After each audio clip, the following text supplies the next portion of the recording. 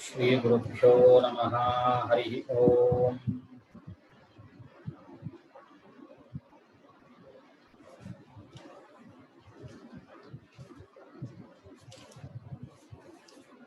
अखंडं सच्चिदानन्दं अवाङ्मनसगोचरम् आत्मानमखिलाधारम् आश्रये भीष्टसिद्धये।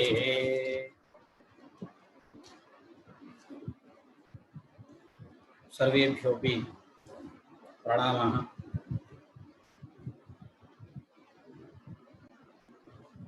यः अत्र सम्प्रदायः अस्माभिः अनुष्ठीयते, अद्यतनस्य विषयस्य आरम्भे यः ह्यस्तनीयः प्रश्नः श्रोतॄणां मनसि उत्पन्नः तस्य समाधानं देयम् इति। तदनुसृत्य आदौ अत्र एकः प्रश्नः वर्तते, तस्य उत्तरं दत्वा अग्रे गच्छामि। कालीचरण शर्मा महोदयः पृच्छति, इतरत्र सम्बन्धः एकः एव भवति, तस्य अनुबन्धेषु किमर्थं निवेशः? अस्य आशयः एवमस्ति, सम्बन्धस्तु सदा सर्वत्र वर्तते एव। यथा कुण्डे बदराणि इत्यत्र कुण्डस्य बदरस्य च संयोगः सम्बन्धः अस्ति। एवं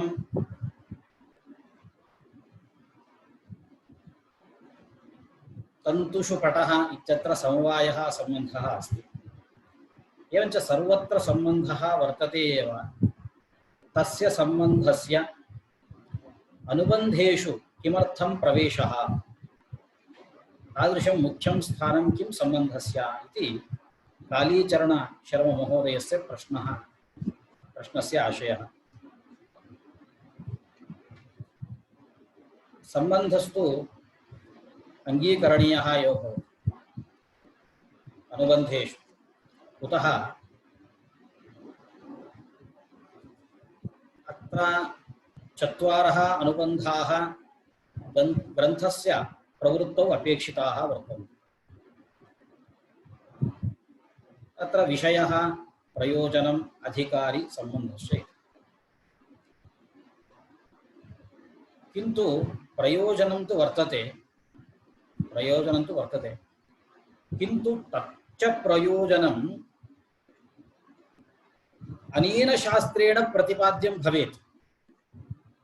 यदि अनेन शास्त्रेण प्रयोजनं प्रतिपाद्यं भवति तदा शास्त्रे प्रवृत्तिः अध्येतुः भवति इति कृत्वा तत्र शास्त्रस्य एवं प्रयोजनस्य च सम्बन्धः अवश्यं वक्तव्यः एव। यदि न वर्ण्यते, यदि सम्बन्धः अनुबन्धेषु न निवेश्यते तर्हि प्रयोजनं तु वर्तते एव, किन्तु तच्च प्रयोजनम् अनेन शास्त्रेण कथं वा बोध्यते इति प्रश्नस्य उत्तरं न दत्तं स्यात्। अतः शास्त्रस्य सम्बन्धस्य च, शास्त्रस्य प्रयोजनस्य एवं विषयस्य शास्त्रस्य च सम्बन्धः आवश्यकः एव। प्रयोजनं वर्तते, विषयः वर्तते, तत् अन्यत्र यत्र कुत्रापि वर्तते चेत् अस्माकं कः उपयोगः? अस्य शास्त्रस्य प्रवृत्तौ को वा उपयोगः इति कृत्वा शास्त्रस्य प्रयोजनस्य, शास्त्रस्य विषयस्य च सम्बन्धः आवश्यकः। तेनैव सम्बन्धेन अध्येतॄणां ग्रन्थानाम् अध्ययने प्रवृत्तिर्भवति इति कृत्वा अत्र सम्बन्धः आवश्यकः भवति। एवम् अत्र अपरः अपि प्रश्नः ह्यस्तने अवशिष्टः इति मन्ये। अतः तत्र प्रश्नानाम् उत्तरदानावसरे मया किञ्चित् अग्रे गतम् इति कृत्वा पुनः उत्तरं तत्र प्रश्नान् उद्घाट्य उत्तरं वदामि।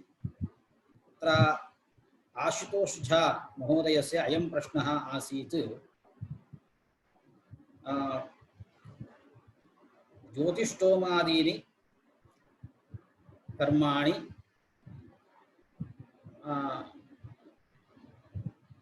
कानिचन कर्माणि काम्यानि, कानिचन कर्माणि नैमित्तिकानि इति। तत्र स्वर्गम् उद्दिश्य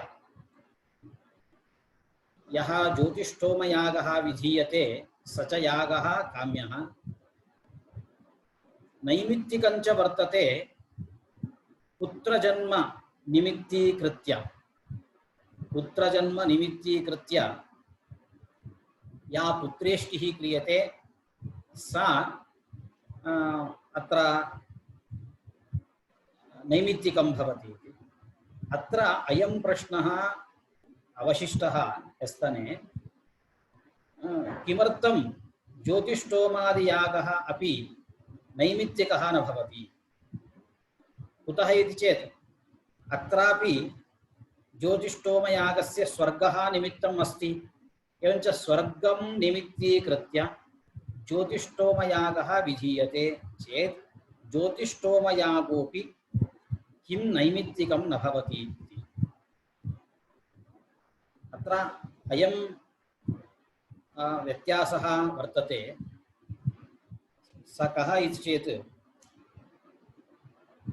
ज्योतिष्टोमयागस्य फलं स्वर्गः, एवं पुत्रेष्टेः फलं पुत्रजन्म न, पुत्रजन्म अभूत् इति निमित्तीकृत्य निमित्तं दृष्ट्वा पुत्रेष्टिः क्रियते। फलमन्यत् भवति, निमित्तम् अन्यत् भवति। फलम् उद्दिश्य यदि यागः विधीयते चेदपि तत् यागस्य निमित्तं, प्रवृत्तौ निमित्तं, तत् यागस्य निमित्तं न भवति, किन्तु यागेन जन्यं फलं भवति। वचने एवं भवति, फलमन्यत् निमित्तं च अन्यत् भवति। तद्रीत्या अत्र ज्योतिष्टोमयागः, ज्योतिष्टोमयागेन यः स्वर्गः लभ्यते, स्वर्गः फलमेव केवलं, न तु निमित्तं। यथा पुत्रजन्म पुत्रेष्टेः निमित्तं तथा न भवति। एवं रीत्या तत्र ह्यस्तनीय प्रश्नानाम् उत्तरं दत्वा पुनः अत्र वयम् अग्रे सरामः। प्रयोजनं तु अनुबन्धेषु विषयः अधिकारी प्रथमं निरूपितः, अनन्तरं विषयः निरूपितः, सम्बन्धोऽपि निरूपितः। इदानीं प्रयोजनस्य निरूपण अवसरः वर्तते। तदर्थं ग्रन्थकारः प्रयोजनम् अग्रे निरूपयति। प्रयोजनं किम्? प्रयोजनं तु तदैक्यप्रमेयगत अज्ञाननिवृत्तिः तत्स्वरूपानन्द अवाप्तिश्च इति प्रयोजनं ग्रन्थकारेण निरूप्यते। अर्थात् जीवब्रह्मणोः ऐक्यं तु अध्येतुः उद्दिष्टं वर्तते। तद्विषयकम् ऐक्यविषयकं यत् अज्ञानम्, अज्ञानस्य निवृत्तिः प्रयोजनम्। एवमेव तत्स्वरूपानन्द अवाप्तिश्च, तव स्वरूपानन्द अवाप्तिश्च। यत् जीवस्य स्वरूपानन्दः वर्तते तस्य स्वयं यः अनुभवः वर्तते स च स्वरूपानन्द अनुभवः तस्य प्रयोजनं भवति इति प्रयोजनं ग्रन्थकारेण निरूपितम्। अत्र इदम् अवगन्तव्यम् अस्माभिः। तत्र प्रयोजनं च इति शब्देन द्वयं निरूपितम्। किम्? अज्ञाननिवृत्तिः प्रयोजनम्, एवमेव स्वरूपा। तर्हि एतद्द्वयम् एकं न इति अस्माभिः निश्चेतव्यं प्रथमतः। कुत इति चेत् यदा अविद्या निवृत्तिर्भवति तदनन्तरं स्वरूपानंद आविर्भावः भवति। एवञ्च अविद्या निवृत्तिः साधनं तेन साध्यं भवति स्वरूपानंद अवाप्तिः। एवञ्च साध्य साधन भावः तत्र अज्ञान निवृत्तेः एवं स्वरूपानंद अवाप्तेश्च वर्तते इति कृत्वा तयोः पृथक् निर्देशः ग्रन्थकारेण कृतः इति प्रथमम् अस्माभिः ज्ञातव्यम्। अपि च अज्ञाननिवृत्तिः प्रयोजनम् इति ग्रन्थकारेण स्वयम् उद्घोषितम्। एवं स्वरूपानंद अवाप्तिः इति अत्र अयं प्रश्नः भवति, स्वरूपानंद अवाप्तिः इति प्रयोजनम् उक्तम्। स्वरूपानंद अवाप्तिर्नाम किं? स्वस्वरूपस्य अनुभवः एव। सुखरूपः सुखरूपस्वरूपस्य अनुभवः। यदि सुखरूपस्वरूपस्य अनुभवः इत्युच्यते, सुखरूपं तु स्वयमेव सिद्धं, सिद्धं तु कथं प्रयोजनं भवति? यथा वा स्वर्गः क्रियासाध्यः भवति, यागरूपक्रियाजन्यः स्वर्गः भवति, अतः स्वर्गः फलं प्रयोजनम् इति वक्तुं शक्यते। स्वरूपानंद अवाप्तिः यदा सिद्धः तर्हि तत् किमर्थं प्रयोजनत्वेन उच्यते इति प्रश्नः उद्भवति। तस्य शास्त्रेषु अथवा व्याख्यानेषु एवं निरूपितम् अस्ति, कंठचामीकरन्यायेन अथवा अयमेव न्यायः कंठमणिन्यायः ग्रीवास्थग्रैवेयकन्यायः इति अनेकैः शब्दैः अयमेव न्यायः शास्त्रेषु व्यवह्रियते। अस्य न्यायस्य अयम् आशयः वर्तते, कंठचामीकरन्यायः। कंठचामीकरन्यायः नाम एकः स्वकण्ठे मालां धृतवान्, किन्तु अहं मालां धृतवान् इति सः विस्मृतवान्। मम माला कुत्र अस्ति, मम माला कुत्र अस्ति इति मालायाः अन्वेषणे प्रवृत्तः। तदानीं कश्चन कारुणिकः पुरुषः आगत्य पृच्छति, किं वा अन्वेषति भवान्? सः अवदत्, मम माला कुत्रापि नष्टा वर्तते, अतः नष्टायाः मालायाः अन्वेषणे अहं वर्ते। तदा सः बोधयति, ओहो, भवतः कंठे एव भवान् मालां धृतवान्, किमर्थम् अन्यत्र अन्विषति? तदा तेन अवगतं, माला मम कंठे एव अस्ति इति सुखम् अनुभूतवान्। तत्र किं जातं, माला कंठे पूर्वमेव आसीत्, माला तु कंठे पूर्वमेव आसीत्, किन्तु तस्य विस्मृतिर्जाता। यदा विस्मृतिः अपगता, नूतनायाः मालायाः प्राप्त्या यथा आनन्दः अनुभूयते, तथा अहं सुखस्वरूपः इति सः विस्मृतवान्।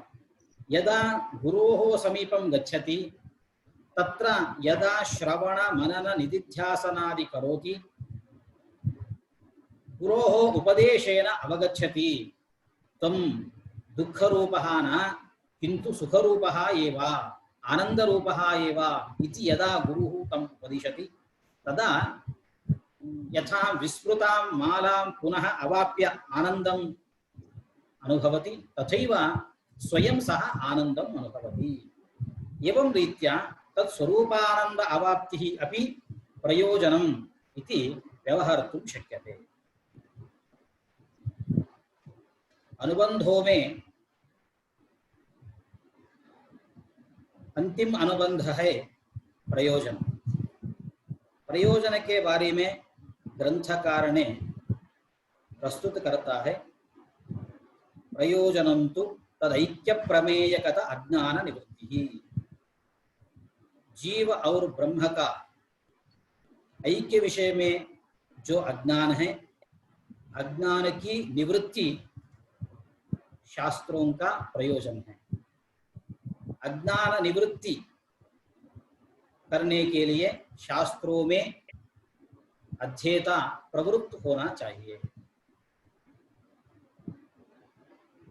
और एक प्रयोजन भी ग्रंथकार ने कहते हैं, तत्स्वरूपानंद अवाप्तिश्चा। जो जीव का स्वरूप है, जीव ने स्वयं आनंद रूप है, खुद का आनंद, आनंद का प्राप्ति, वो भी प्रयोजन कह सकते हैं। इसीलिए इधर प्रयोजन तो दो हो गए, एक अज्ञान निवृत्ति और स्वरूपानंद अवाप्ति। ये तो दो है, लेकिन एक भी हम कह सकते हैं, दो भी कह सकते हैं, क्योंकि अज्ञान निवृत्ति होने के बाद स्वरूपानंद आविर्भाव होता है। इसीलिए अज्ञान निवृत्ति और स्वरूपानंद अवाप्ति ये दोनों अलग अलग नहीं है, लेकिन इन दोनों में साध्य साधन भाव संबंध है। अज्ञान निवृत्ति होने के बाद आनंद, स्वरूपानंद अवाप्ति जीव को हो जाता है। इसीलिए स्वरूपानंद अवाप्ति और अज्ञान निवृत्ति दो प्रयोजन हैं। इसी रीति से ग्रंथकार ने च शब्द से हमें प्रतिपादन करता है। इधर और एक प्रश्न बचता है, स्वरूपानंद अवाप्ति जो प्रयोजन है, स्वरूपानंद तो जीव का स्वयं है,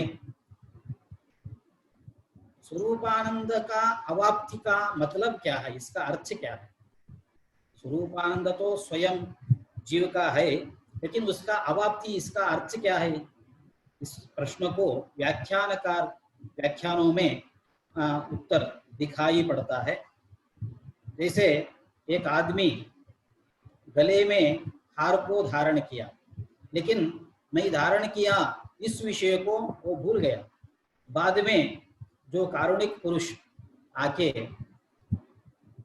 क्यों तुम ढूंढ रहे हो, वो हार तुम्हारा गले में है।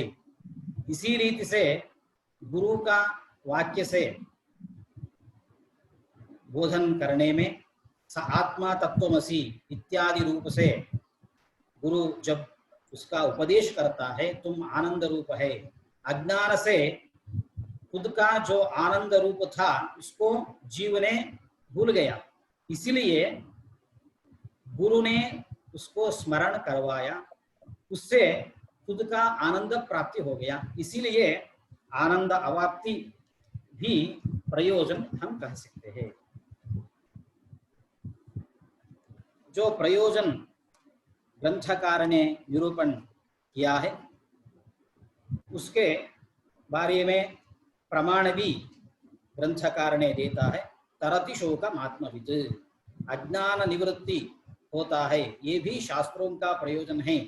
इस विषय के बारे में श्रुति को उदाहरण देता है, तरति शोकम आत्मविद। इसका अर्थ है आत्मविद, आत्मज्ञानी शोकम तरति, शोक को करता है। लेकिन इसमें अज्ञान निवृत्ति हो जाता है, इसी रीति से अर्थ नहीं मिलता है हमें। श्रुति को देखने से आत्मविद जो आत्मज्ञानी है, उन्होंने शोकम तरति, अर्थात शोक को, दुख को तरता है, ये अर्थ मिलता है। लेकिन अज्ञान निवृत्ति होता है, ये अर्थ हमें श्रुति वाक्य से हमें नहीं मिलता है। लेकिन शोक शब्द को अज्ञान भी अर्थ है, क्योंकि शोक का कारण क्या है? शोक का कारण तो अविद्या है। इसीलिए शोक शब्द से हम अज्ञान को ग्रहण कर सकते हैं। इसीलिए तरति शोकम आत्मविद, आत्मज्ञानी शोकम तरति, अज्ञान को पार करता है, अर्थात अज्ञान निवृत्ति उसको प्राप्त होता है। ये अर्थ श्रुति के द्वारा प्रतिपादित हो जाता है। इसीलिए अज्ञान निवृत्ति रूप प्रयोजन कहने के लिए ग्रंथकार ने तरति शोकम आत्मविद इस श्रुति को उदाहरण किए हैं। बाद में आ स्वरूपानंद अवाप्ति भी एक प्रयोजन है, ऐसे ग्रंथकार ने कहे हैं। इसके बारे में भी श्रुति उदाहरण देता है, ब्रह्म वेद ब्रह्मैव भवति। जो ब्रह्म वेद, जो ब्रह्म जानता है, जो जीव ब्रह्म को जानता है, समझता है, स्वयं उन्होंने ब्रह्मैव भवति, ब्रह्म रूप को पहुंचता है, स्वयं ब्रह्म हो जाता है। इसी रीति से ब्रह्मविद ब्रह्मैव भवति ये श्रुति भी और स्वरूपानंद आविर्भाव स्वरूपानंद अवाप्ति ये भी प्रयोजन है। दो श्रुति इसीलिए ग्रंथकार ने उदाहरण दिए हैं। प्रयोजनम अत्र अज्ञान निवृत्तिः एवं स्वरूपानंद अवाप्तिः इति प्रयोजनम उक्तं भवति। अत्र अविद्या निवृत्तिः प्रयोजनम इत्यस्मिन् विषये ग्रंथकारः श्रुतिम् उदाहरति, तरति शोकम् आत्मवित्। यदि साक्षात् वयं श्रुतिं पश्यामः तर्हि अस्याः श्रुतेः अयमर्थः भवति, आत्मवित् यः आत्मानं जानाति, आत्मज्ञानी जीवः सः शोकं तरति, दुःखं तरति इत्यर्थः। किन्तु अविद्या निवृत्तिर्भवति इति अयं विषयः वस्तुतः अनया श्रुत्या न प्रतिपाद्यते। किन्तु अत्र शोकशब्दस्य शोकः कस्य कार्यम् इति यदि विमृशामः, शोकस्तु अज्ञानस्य कार्यं, तथा च शोकशब्देन अज्ञानमपि स्वीकर्तुं शक्यते। अतः यः आत्मज्ञानी वर्तते सः शोकं तरति, अर्थात् अविद्या निवृत्तो भवति, अविद्यायाः निवृत्तिं प्राप्नोति इति अर्थः अस्याः श्रुतेः वयं वक्तुं शक्नुमः। एवमेव यदि स्वरूपानंद अवाप्तिः इति प्रयोजनम् अस्ति, तस्मिन्नपि विषये श्रुतिः प्रमाणम् उदाह्रियते।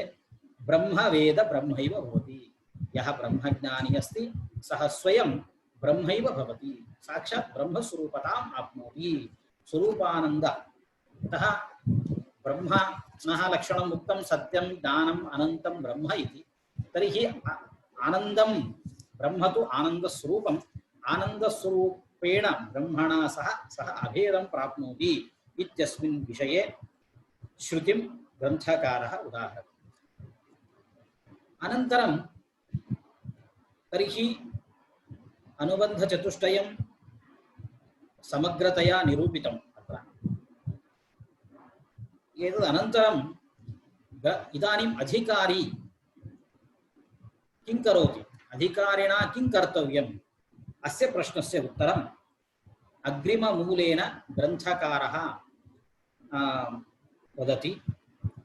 अयमधिकारी जनन मरणादि संसारानल संतप्तः दीप्तशिराः जलराशिम् इव उपहारपाणिः श्रोत्रियं ब्रह्मनिष्ठं गुरुम् उपसृत्य तम् अनुसरति, तद्विज्ञानार्थं स गुरुमेवाभिगच्छेत् समित्पाणिः श्रोत्रियं ब्रह्मनिष्ठम् इत्यादि श्रुतेः।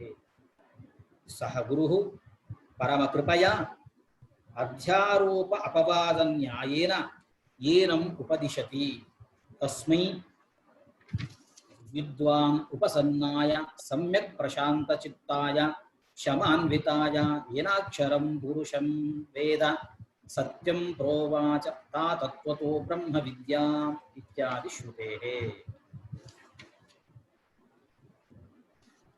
अत्र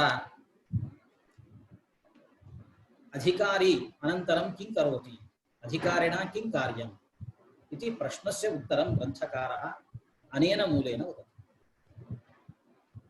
एतादृशः अधिकारी, एवं शमदमादिसम्पन्नः, एवं नित्यनैमित्तिकादि कर्मानुष्ठाता, एवं विद्युक्तेन प्रकारेण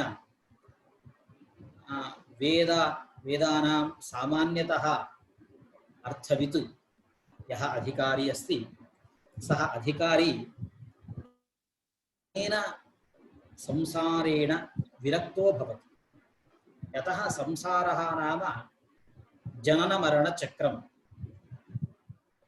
पुनः जायते पुनः म्रियते पुनः जायते एवं रीत्या जनन मरण चक्रम् अस्ति।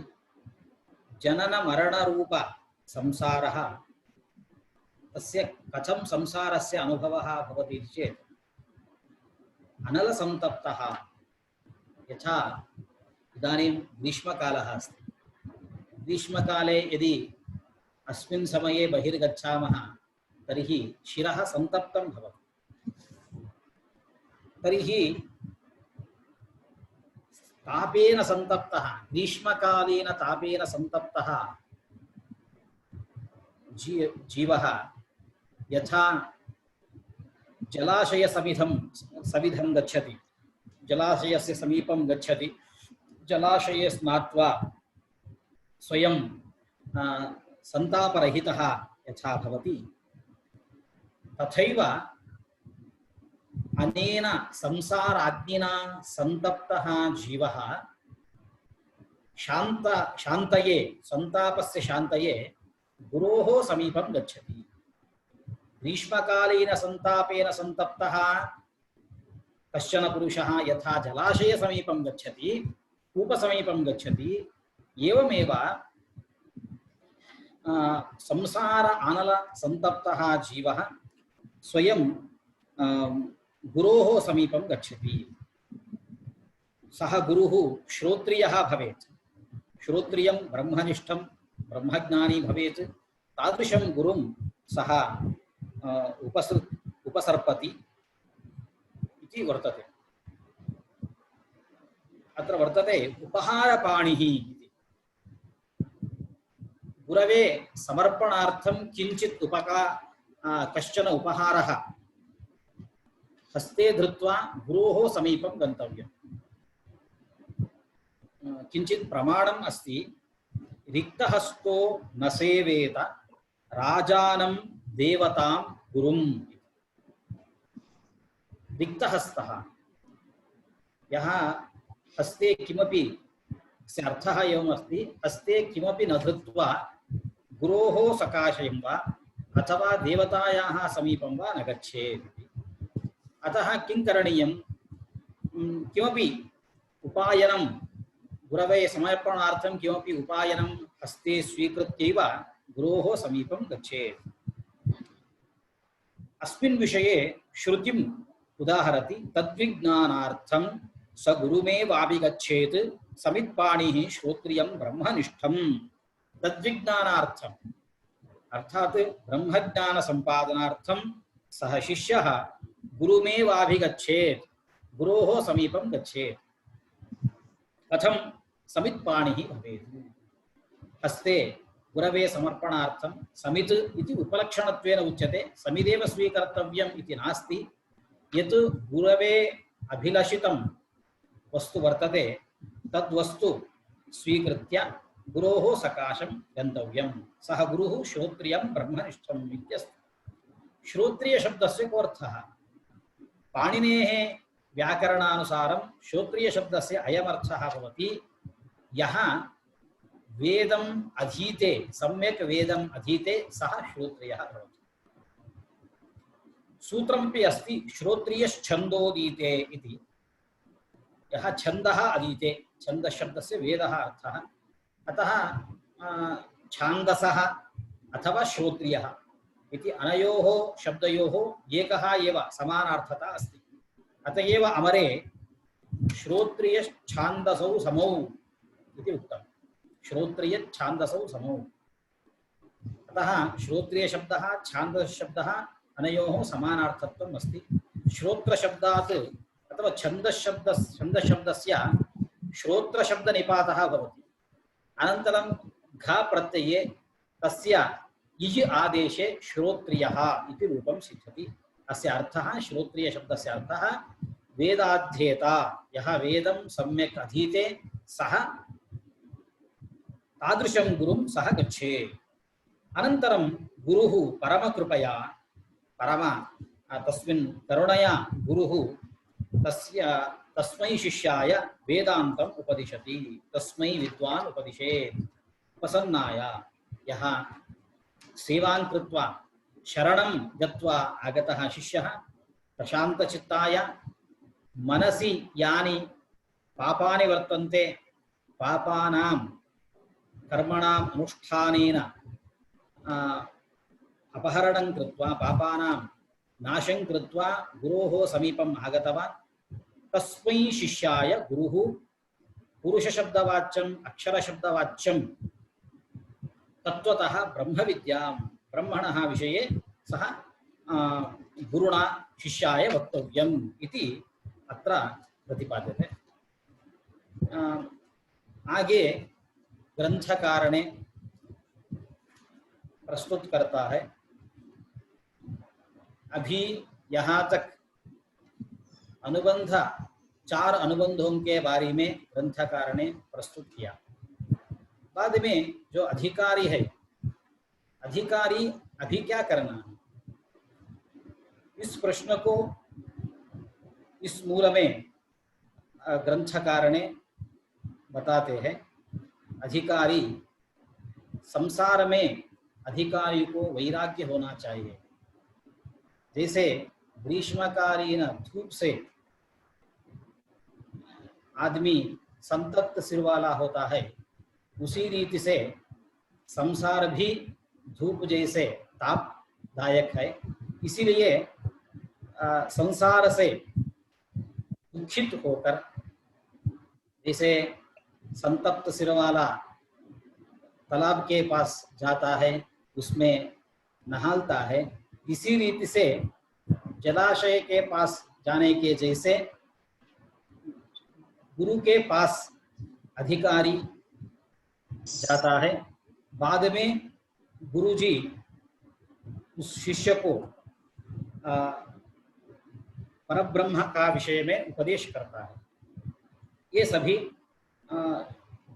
श्रुतियों के द्वारा उदाहरण करके ग्रंथकार ने प्रतिपादन करता है।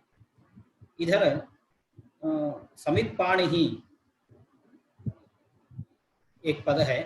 इसका अर्थ है हम गुरु के पास अथवा देवता के पास जब देवा मंदिर को जाते हैं तब रिक्त हाथ से नहीं होना चाहिए, खाली हाथ से देवता के पास अथवा गुरु जी के पास नहीं होना चाहिए, लेकिन गुरु के अथवा देवता के जो उपहार देना है, बहुमान देना है, वह पकड़ के गुरु के पास जाना है। इसीलिए श्रोत्रियम, वह गुरु श्रोत्रिय होना चाहिए। श्रोत्रिय शब्द का अर्थ है जो सही ढंग से वेद अध्ययन करता है, उसको श्रोत्रिय कहते हैं। इसीलिए श्रोत्रियम ब्रह्मनिष्ठम, तादृश गुरु के पास अधिकारी जाता है। बाद में पश्चात गुरु शिष्य को अच्छी रीति से ब्रह्म के, परब्रह्म के बारे में उपदेश करता है। इसी रीति से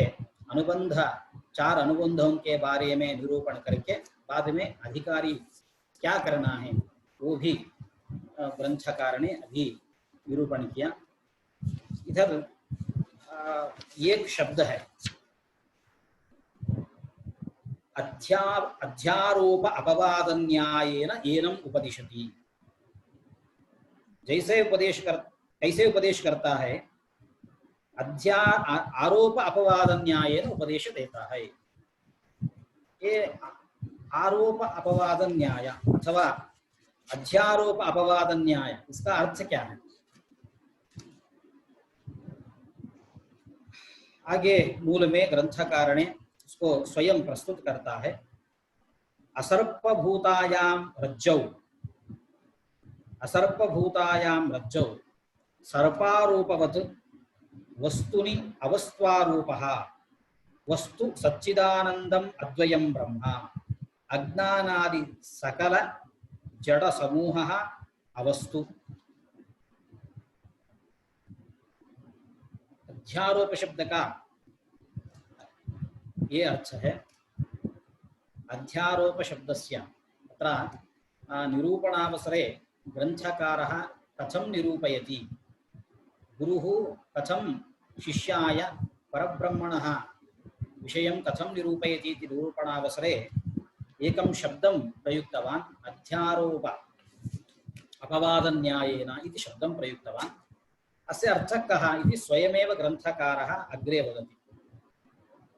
आरोपः अस्य शब्दस्य अयमर्थः, अध्यासः, आरोपः एतदुभयमपि एकमेव। यथा एकः रज्जुं पश्यति, रज्जुः वक्रः, तथा च रज्जुं दृष्ट्वा सः सर्पः इति भ्राम्यते, तस्य भ्रमात्मकं ज्ञानम् उत्पद्यते। स च रज्जुः स्वयं सर्पः नास्ति, तथापि असर्पभूतायां रज्जौ रज्जुः सर्पः नास्ति, असर्पः असर्पभूतायां रज्जौ असर्पभूतां रज्जुं दृष्ट्वा अयं सर्पः इति ज्ञानं यथा उत्पद्यते, एवमेव वस्तु दृष्ट्वा अवस्तु इदम् इति ज्ञानम् उत्पद्यते। यथा रज्जुं दृष्ट्वा अयं सर्पः इति ज्ञानम् उत्पद्यते, सः आरोपः इत्युच्यते। एवमेव वस्तु दृष्ट्वा इदम् अवस्तु अधिकारी जानाति, अतः अयमपि आरोपः इति वक्तुं शक्यते। तर्हि वस्तु किम्, अवस्तु किम्? वस्तु शब्दस्य अयमर्थः वस्तु सच्चिदानन्दम् अद्वयं ब्रह्म। वस्तु शब्दस्य अयमर्थः सत् चित् आनन्दम् एकमेव यत् ब्रह्म अस्ति तदेव वस्तु शब्देन व्यवह्रियते। अन्यत् किमस्ति? अज्ञानादि सकल जडात्मकः प्रपञ्चः सः सर्वः अपि अवस्तु इति व्यवहर्तुं शक्यते। तर्हि अत्र अज्ञानस्य कार्यम् अस्ति। एतत् अज्ञानस्य कार्यम् अस्ति। सर्पं रज्जुं दृष्ट्वा अयं सर्पः इति ज्ञानम्, एतत् सर्वम् अविद्यायाः अज्ञानस्य कार्यम् अस्ति। तर्हि अज्ञानं नाम किम् इति प्रश्नः इदानीम् उत्तिष्ठते। अतः अज्ञानस्य विषये अग्रे ग्रन्थकारः स्वयं वदति।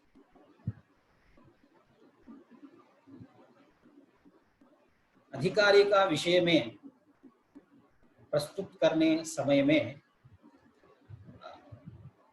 आरोप अपवाद न्यायेन ये शब्द प्रस्तुत हुआ है। आरोप शब्द का अर्थ क्या है, इसको ग्रंथकार ने स्वयं कहते हैं। जैसे एक आदमी रस्सी को देखता है, बाद में उसका भ्रम उत्पन्न होता है, ये सांप है। ये तो अविद्या से, अज्ञान से हो गया। वैसे ही वस्तु देखकर ये अवस्तु है, इसी रीति से ज्ञान हमें उत्पन्न होता है। इसको आरोप कहते हैं। तो वस्तु क्या है, अवस्तु क्या है? वस्तु तो सत चित आनंदम अखंड जो ब्रह्म है, वो ब्रह्म वस्तु है। ब्रह्म को वस्तु कहते हैं। ब्रह्म से भिन्न जो अज्ञानादि प्रपंच है, सारे संसार है, संसार को अवस्तु कहते हैं। इसी रीति से वस्तु देखकर यह अवस्तु है। ब्रह्म देखकर ये घट है, ये पट है, इसी रीति से हमें ज्ञान उत्पन्न होता है। इसको आरोप कहते हैं। तो ये भ्रम तो, ये आरोप तो, ये अध्यास तो अज्ञान से आ गया। तो अज्ञान क्या है? अज्ञान के बारे में ग्रंथकार ने आगे कहते हैं, अज्ञानं तु सदसद्भ्याम् अनिर्वचनीयं त्रिगुणात्मकं ज्ञान विरोधी भावरूपं यत्किंचित् इति वदन्ति अहमज्ञः इत्यादि अनुभवात्। अज्ञान का लक्षण भी, तो अज्ञान का स्वरूप ग्रंथकार ने अभी बताता है। अज्ञान जो सदसद्भ्याम अनिर्वचनीय, सदसद विलक्षण है। अज्ञान सदसद विलक्षण है। शास्त्रों में ये नियम है, ये नियम अकाट्य है। सत चेत न बाध्येत, असत चेत न प्रतीयेत। जो सत है उसको कभी भी बाधा नहीं होता है, असत है तो प्रतीत नहीं होता है। जो सत है, शास्त्र में सत तो ब्रह्म ही है, ब्रह्म को कभी भी बाधा नहीं है, इसलिए सत चेत न बाध्येत, असत चेत न प्रतीयेत। जो असत है, शशविषाण असत है, शशविषाण का प्रतीति कभी भी नहीं होता, नहीं हो सकता है। इसलिए सच्चेत न बाध्येत, असच्चेत न प्रतीयेत, ये नियम है, ये नियम अकाट्य है। अज्ञान भी सत भी, अज्ञान सत भी नहीं है, असत भी नहीं है, क्योंकि सत्यचेत न बाध्येत। जब अज्ञान सत है तो इसको बाधा नहीं हो जाएगा, लेकिन अज्ञान को बाधा है। जब साक्षात्कार होता है तो अज्ञान निवृत्ति होता है, इसलिए अज्ञान के बाधा है, इसलिए अज्ञान सत्य नहीं है, तो सद्विलक्षण हो गया। असत है तो, जब अज्ञान असत है तो उसको प्रतीति, शशविषाण जैसे प्रतीति न हो जाएगा, लेकिन अज्ञान तो प्रतीत हो जाता है। क्यों? हमें अनुभव है, अहम अज्ञः, मैं अज्ञानी हूँ। इसी रीति से सबको अज्ञान का अनुभव है, अज्ञान सबको प्रतीत हो जाता है। इसलिए अज्ञान सद भी नहीं है, असत भी नहीं है, तो सद्विलक्षण और असद्विलक्षण हो गया। इसलिए सदसद्भ्याम अनिर्वचनीय है, त्रिगुणात्मकम है, ये सत्व रजस तमो गुणात्मक है और ज्ञान विरोधी है। ज्ञान विरोधी है, ये तो वेदांत शास्त्रों का एक अपूर्व प्रमेय है, क्योंकि इसलिए व्याख्यानकार ने कहते हैं अज्ञानंतु, इधर जो तू शब्द है तो दर्शन से, दूसरे दर्शन से वेदांत दर्शन भिन्न है, इस विषय को तू शब्द कहते हैं। तू शब्द इधर हमें प्रतिपादित करता है, क्योंकि नैयायिकादि दार्शनिकों ने अज्ञान को अभाव रूप मानता है, लेकिन वेदांत दर्शन में अज्ञान तो भाव रूप हो जाता है। अज्ञानम इस शब्द में न ज्ञानम अज्ञानम, इसी रीति से समास करना।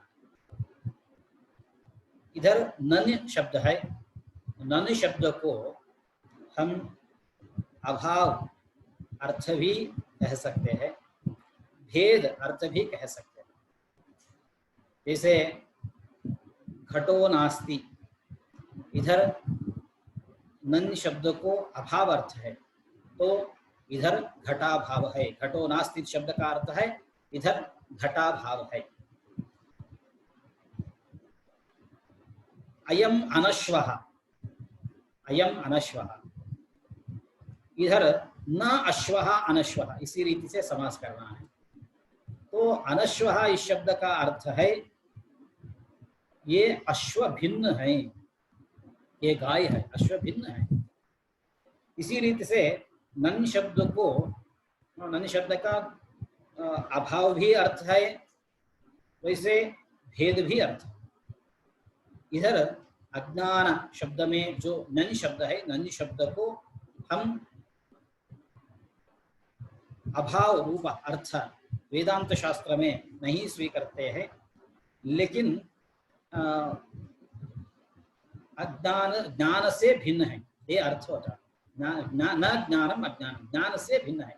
इसलिए वेदांत शास्त्र में जो अज्ञान है वो भाव रूप हो जाता है, अभाव रूप नहीं है। भाव ज्ञान विरोधी, भाव रूपम, भाव रूप भी है, ज्ञान विरोधी है। ज्ञान विरोधी इस शब्द का अर्थ है तमः प्रकाशवत विरुद्ध स्वभावम। जैसे अंधेरे का क्या बोल रही है? रोशनी हो जाता है, इसी रीति से अज्ञान ज्ञान का विरोधी है, ज्ञान का प्रतिबंधक है अज्ञान, इसलिए ज्ञान विरोधी है, भावरूप भी है। यत्किंचित इति वदन्ति, इसी रीति से इसका वर्णन करते हैं ग्रंथकार। के बारे में हमारा अनुभव भी है, प्रत्यक्ष अनुभव भी है, श्रुति भी है, अहम अज्ञः, इसी रीति से अज्ञान के बारे में हमेशा सब जनों का, सब लोगों का अनुभव भी है। वैसे ही देवात्म शक्ति स्वगुणैः निगूढ़ाम, ये तो देवात्म शक्ति कह सकते हैं, कहते हैं स्वगुणैः निगूढ़ाम, जीव का गुण से ये निगूढ़ भी हो गया है। इसी रीति से स्पष्ट रूप में श्रुति और प्रत्यक्षों का उदाहरण करके ग्रंथकार ने अज्ञान के बारे में अच्छे रीति से प्रतिपादन करता है। अत्र प्रसंगवशात् अज्ञानस्य विषयः आगतः। अत्र आरोप अपवाद न्यायेन इत्यस्ति। आरोप अपवाद न्यायेन अस्य शब्दस्य अयमर्थः इदानीम् अस्माभिः वक्तुं शक्यते। आरोप अपवाद न्यायेन यथा ग्रंथस्य आरंभे मंगलाचरणे अखंडम शब्दः अस्ति, एवमेव अवाङ्मनसगोचरम् इत्यपि शब्दः अस्ति। तत्र अस्माभिः बहु विचारः कृतः।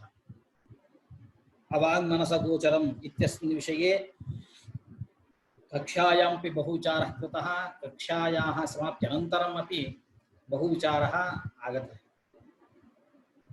अवाङ्मनसगोचरं कथं भवति ब्रह्म इति प्रश्नः। इदमेव अत्र आरोप अपवादन्यायेन इति ग्रन्थकारः स्वयं वदति।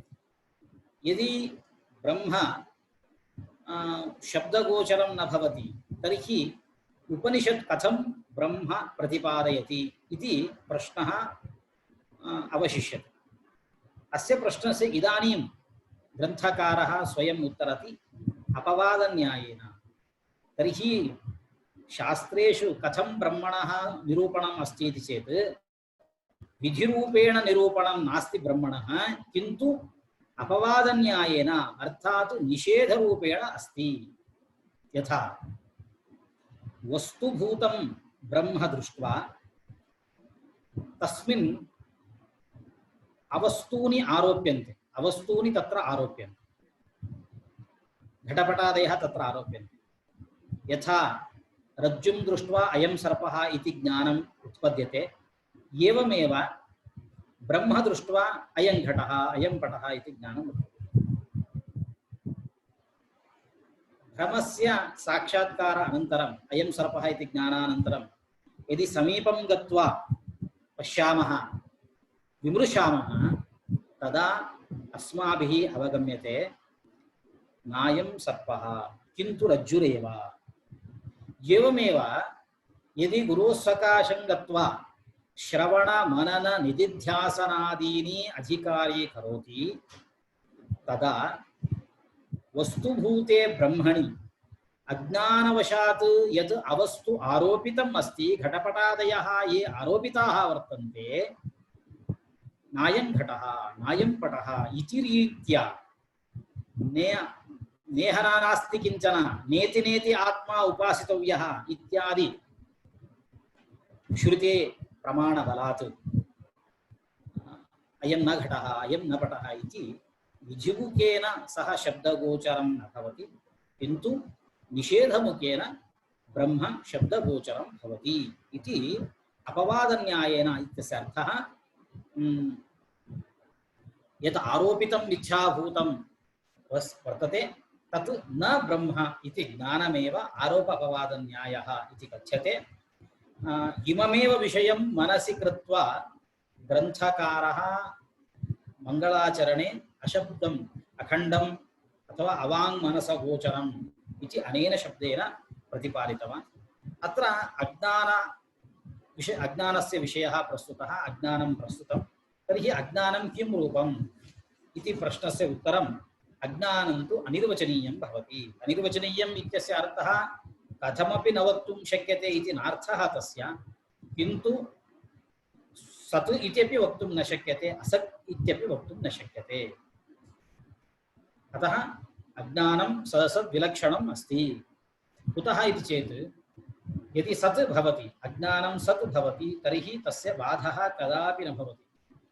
ब्रह्म सत्, सद्रूपस्य ब्रह्मणः कदापि बाधः नास्ति। एवमेव अज्ञानस्य कदापि बाधः न भवेत्, किन्तु अज्ञानस्यापि बाधः अस्ति। अत्र अज्ञाननिवृत्तिः प्रयोजनम् इति शास्त्रस्य प्रयोजनम् उक्तं ग्रन्थकारेण। किन्तु अज्ञाननिवृत्तिर्नाम आत्यन्तिक अज्ञाननिवृत्तिः। पुनः अनन्तरं यदा अज्ञानं निवर्तते, पुनः एकम् अज्ञानम् उत्पद्यते। एतत्तु संसारे एव भवति। प्रथमं घटस्य ज्ञानं नासीत्, उपदेशानन्तरं घटस्य ज्ञानम् उत्पन्नं, किन्तु घटस्य अज्ञानं तथैव वर्तते। तथा मोक्षो नाम तादृश अज्ञाननिवृत्तिर्नास्ति। एकस्य अज्ञानस्य निवृत्त्यनन्तरम् अपरमपि अज्ञानं वर्तते इति नास्ति। अज्ञानस्य सर्वथा उत्पत्तिर्पुनः न भवति, अनन्तरम् अज्ञानस्य उत्पत्तिर्न भवति। अतः आत्यन्तिक अज्ञाननिवृत्तिः इति वक्तव्यम्। तर्हि आत्यन्तिक अज्ञाननिवृत्तिः एव मोक्षः इति शब्देन उच्यते। तर्हि अज्ञानस्य लक्षणं किम् इति चेत् तत् सदसद्विलक्षणम् इति ग्रन्थकारेण स्वयम् उक्तं। तर्हि तत् सद्विलक्षणम् असद्विलक्षणं च इति अर्थः सम्पद्यते। सच्चेत् न बाध्येत, किन्तु बाधः वर्तते, अतः तत् सत् न भवति। असच्चेत् न प्रतीयेत, असत् यदि स्यात् तर्हि तस्य प्रतीतिर्न भवेत्, किन्तु प्रतीतिस्तु सर्वैः अनुभूयते अहमज्ञः इति रीत्या। एवं रीत्या अज्ञानस्य प्रतीतिर्वर्तते इति कृत्वा तत् सदपि न भवति, असदपि न भवति, सदसद्विलक्षणं भवितुम् अर्हति। एवं ज्ञानविरोधी भावरूपं भवति। ज्ञानविरोधी यथा प्रकाशस्य अन्धकारस्य च विरोधः अस्ति, तथा ज्ञानस्य अज्ञानस्य विरोधः अस्ति इति ज्ञातव्यम्। एवं भावरूपम् इति अयं विशेषः वेदान्तदर्शनस्य। कुतः इति चेत् अद्वैतवेदान्तदर्शनस्य अयं विशेषः। नैयायिकादयस्तु अज्ञानम् अभावरूपम् इति मन्यन्ते, किन्तु अत्र अद्वैतसिद्धान्ते तत् भावरूपं भवति। अतः अज्ञानम् इत्यत्र यत् नञ्पदमस्ति, नञ्पदस्य अभावः इत्यर्थः नास्ति, किन्तु भेदः इत्यर्थः। तर्हि तत् भावभिन्नं, ज्ञानभिन्नं न तु ज्ञानाभावरूपं, ज्ञानभिन्नम् इत्यर्थः भवति भावरूपम् इति तस्य निरूपणं स्वयं अनुभवं श्रुतिं च उदाहृत्य ग्रन्थकारः स्वयमेव तस्य स्पष्टनमपि स्वयमेव करोति। इदम् अज्ञानं समष्टिव्यष्ट्यभिप्रायेण एकम् अनेकम् इति च व्यवह्रियते। अज्ञान के विषय में हम दोनों रीति से प्रमाण देखते हैं। एक प्रमाण है अज्ञान एक ही है, इसी रीति से अज्ञान के बारे में एक प्रमाण होता है। और एक प्रमाण है इंद्रो मायाभिः पुरूप ईयते। इधर तो मायाभिः बहुवचन से अज्ञान बहुत है, इसी रीति से वेद में प्रतिपादित हो गया। लेकिन अभी हमें संदेह आता है, संदेह उत्पन्न होता है, अज्ञान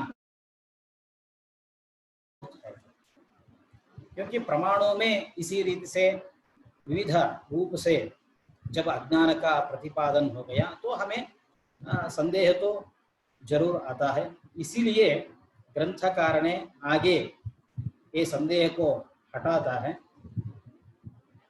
अज्ञान एक भी है और बहुत भी है। समष्टि व्यष्टि अभिप्राय, इसका अर्थ है जब अज्ञान को समुदाय रूप में हमें स्वीकार करते हैं तो ये एक है। जब विभिन्न विभिन्न अलग अलग करके अज्ञान को स्वीकार करते हैं तो वो बहुत है। इसलिए अज्ञान बहुत भी है। इसलिए श्रुति में माया भी इस शब्द में बहुवचन से अज्ञान का निर्देश हो गया। ऐसे ही अज्ञान एक ही है। इसी रीति से भी हम कह सकते हैं अजाम एकाम रोहित शुक्ल कृष्णाम। इसी रीति से अज्ञान के बारे में ये एक है, इसी रीति से प्रतिपादन श्रुति करता है। इसको उदाहरण भी हमें देख सकते हैं। एक जलाशय को जाता है तो जलाशय में बहुत जल बिंदु है, लेकिन जल बिंदु को समुदाय रूप में स्वीकार करते हैं तो यह जलाशय एक जलाशय, इसी रीति से एक ही होता है। अथवा एक एक बिंदु के स्वीकार करके कहेंगे तो बहुत भी है। इसी रीति से जैसे जलाशय में पानी को एक भी कह सकते हैं और बहुत भी कह सकते हैं, इसी रीति से अज्ञान को समष्टि रूप में समुदाय रूप में स्वीकार करते हैं तो एक अज्ञान है, व्यष्टि रूप में स्वीकार करते हैं तो बहुत है। इसी रीति से एक और बहुत दोनों तरीके से अज्ञान को हम प्रतिपादन कर सकते हैं।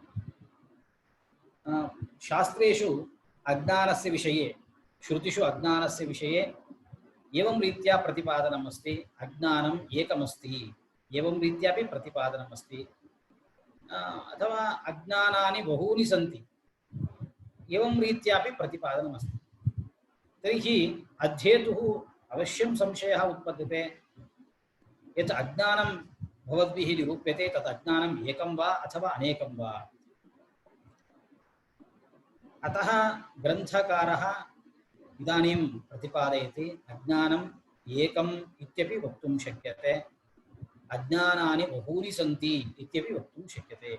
कथम् एकस्यैव अज्ञानस्य एकम् अनेकम् इत्यपि कथं वक्तुं शक्यते चेत् तस्य उदाहरणमपि सः ददाति। यथा वा जलानां समष्ट्यभिप्रायेण जलाशयः इति तथा नानात्वेन प्रतिभासमान जीवगत अज्ञानानां समष्ट्यभिप्रायेण तदेकत्वव्यपदेशः।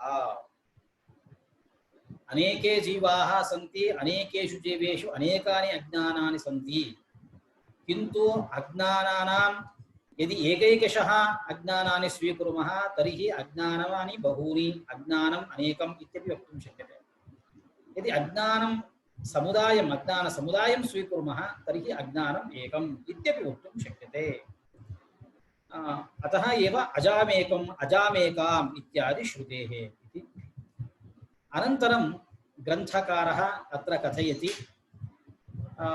समष्ट्यभिप्रायेण अज्ञानस्य निरूपणस्य कः उपयोगः, व्यष्ट्यभिप्रायेण अज्ञानस्य निरूपणे को वा उपयोगः अस्ति। अज्ञान बहुत है, अज्ञान एक ही है, इसी रीति से निरूपण करने में क्या उपयोग है,